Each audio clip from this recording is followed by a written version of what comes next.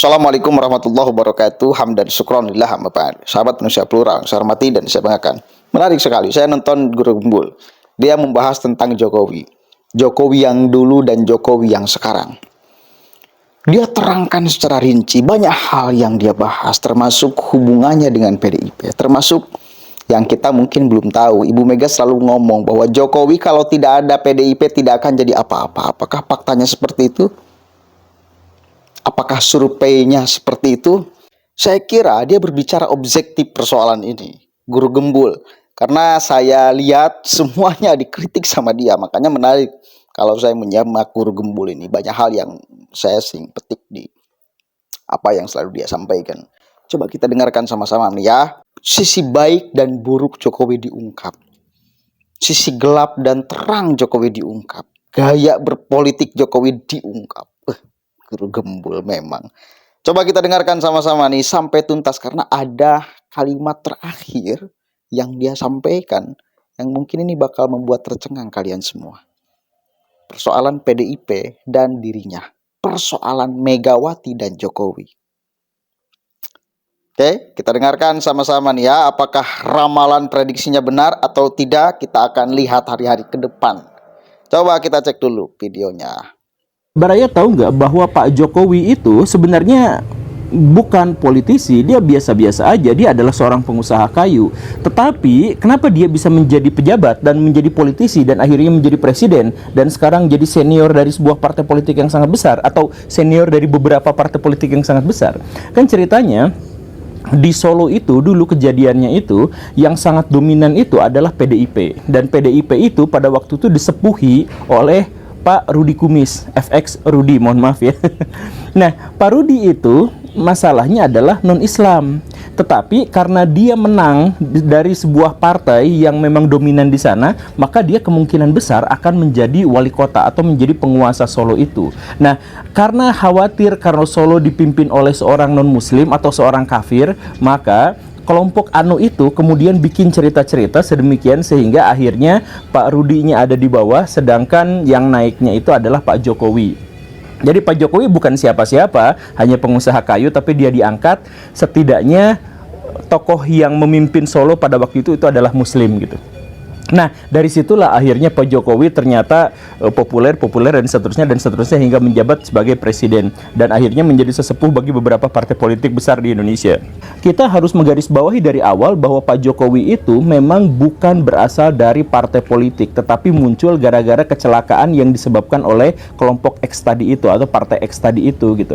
Nah, kabar baiknya atau sisi positifnya dari Pak Jokowi yang muncul dari kalangan rakyat, dari kalangan pengusaha, dari kalangan orang non-politik itu adalah bahwa beliau tidak terkontaminasi awalnya oleh kebusukan-kebusukan politik, sehingga ketika beliau menjabat sebagai wali kota Solo itu dicintai luar biasa sama rakyat karena dia ngerti soal rakyat, dia merakyat sesungguhnya, bukan gimmick gitu awalnya, makanya dia dicintai oleh rakyat Solo. Tetapi pada masa-masa selanjutnya muncullah sisi-sisi negatif. Sisi negatif apa itu? Yang pertama, ini sisi negatif ketika Pak Jokowi muncul sebagai sebuah fenomena ya.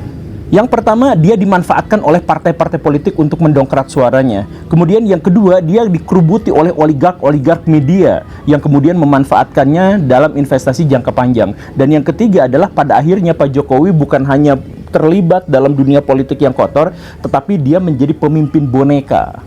Nah, kita runut satu-satu ya. Kita runut dari bahwa Pak Jokowi itu kemudian dimanfaatkan oleh partai-partai politik untuk mendongkrak suaranya. Misalkan gini Baraya, kan kita mengetahui bahwa Pak Jokowi itu karena bukan berasal dari partai politik, maka dia masih bersih secara politik, dan ketika menjabat sebagai wali kota Solo, dia sangat dicintai oleh rakyatnya.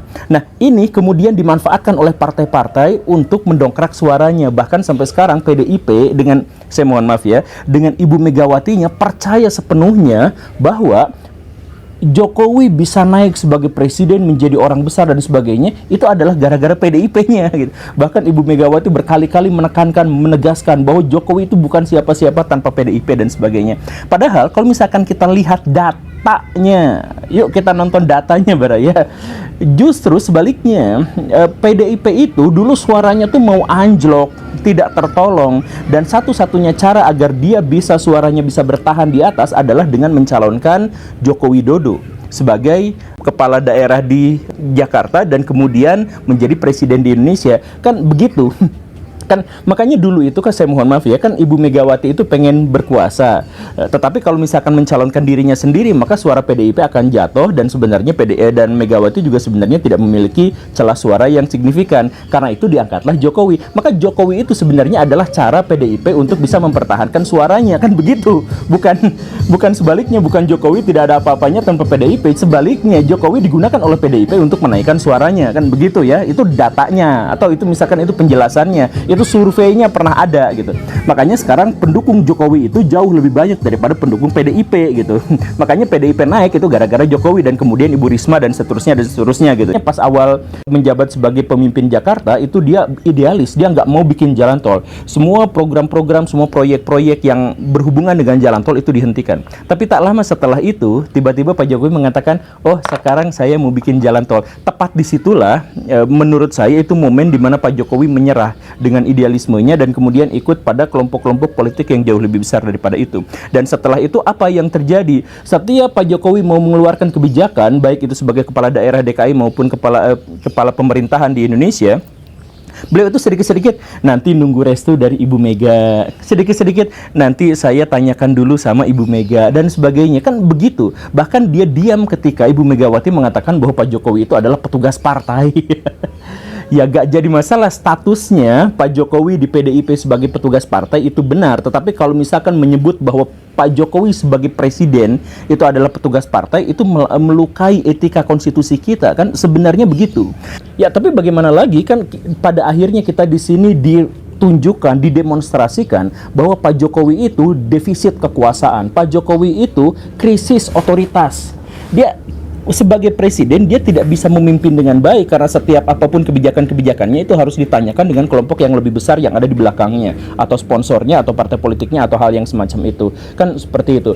Dan ini harus kita tegaskan bahwa ini adalah Jokowi periode awal di mana dia bagaimanapun harus meniti karir sebagai politikus, tetapi meniti karirnya langsung ada di atas. Karena itu ya wajar-wajar saja kenapa beliau bisa menjadi seperti itu. Dia miskin pengalaman, tidak punya koneksi dengan orang-orang besar, dia bisa aja digulingkan dan akhirnya negara menjadi semakin chaos kalau seandainya dia tidak harus sungkem sama orang-orang yang lebih besar di partai politik, kan begitu ya. Nah, tetapi seiring berjalannya waktu, ketika Pak Jokowi sudah menjadi penguasa yang lebih baik, ketika Pak Jokowi sudah dekat dengan partai-partai politik, elit-elit politik, sudah berhubungan secara mantap dengan akses-akses terhadap kekuasaan dan terhadap finansial yang lebih besar dan sebagainya, maka Pak Jokowi itu mulai berani melakukan sesuatu, berani melakukan tindakan-tindakan yang besar. Apa? Transformasi. Jadi Pak Jokowi yang awalnya itu adalah seorang junior yang baru masuk kampus, kemudian dipelonco sama kelompok-kelompok yang lebih besar, kemudian dia mulai cerdas, mulai hebat, mulai baik, mulai berkuasa, sehingga dia masuk ke